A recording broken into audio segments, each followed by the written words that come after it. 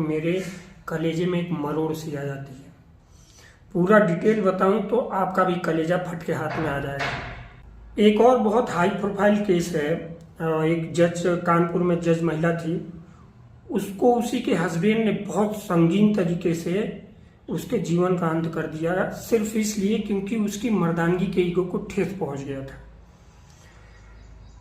अब जज भी सुरक्षित नहीं है ऐसे पुरुषों की सोच से। चलो जज की बात तो छोड़ो, एक निर्भया केस तो आपको याद ही होगा।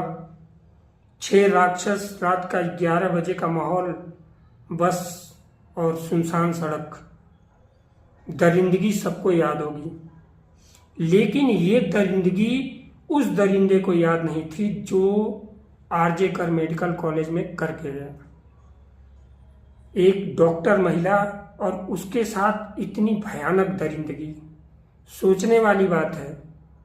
जिस डॉक्टर को हम लोग इतना हाई प्रोफाइल पर्सनालिटी मानते हैं, उसके साथ क्या हो गया, उसके साथ कितनी निर्दयता हो गई।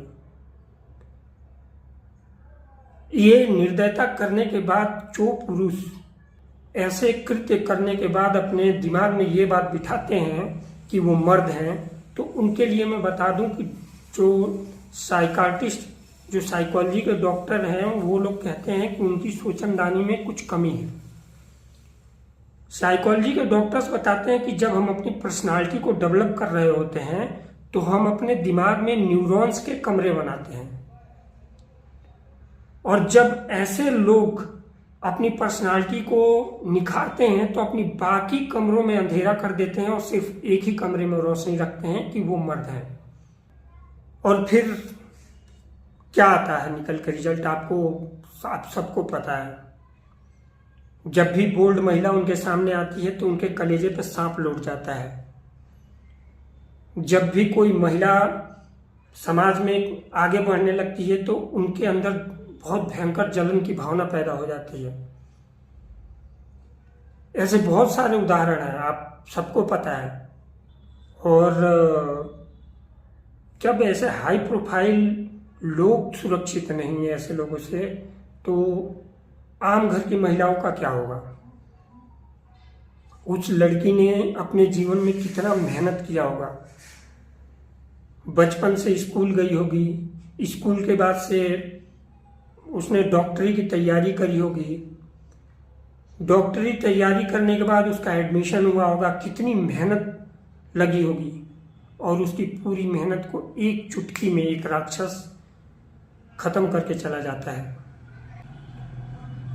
सोचने वाली बात है कि हम अपने दिमाग में किस तरह के न्यूरॉन्स के कमरे तैयार करते हैं।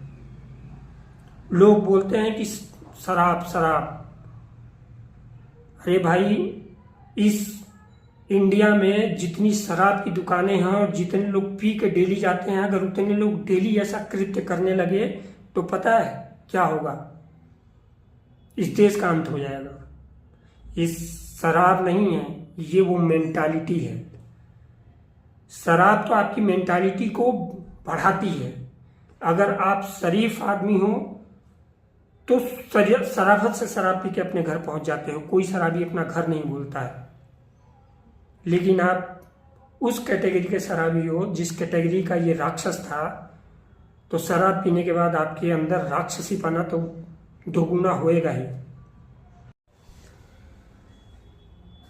बस मैं यही कहना चाहता हूं कि जो हम समाज तैयार कर रहे हैं वो हम अपने बच्चों के लिए कर रहे हैं और बच्चों से कर रहे हैं।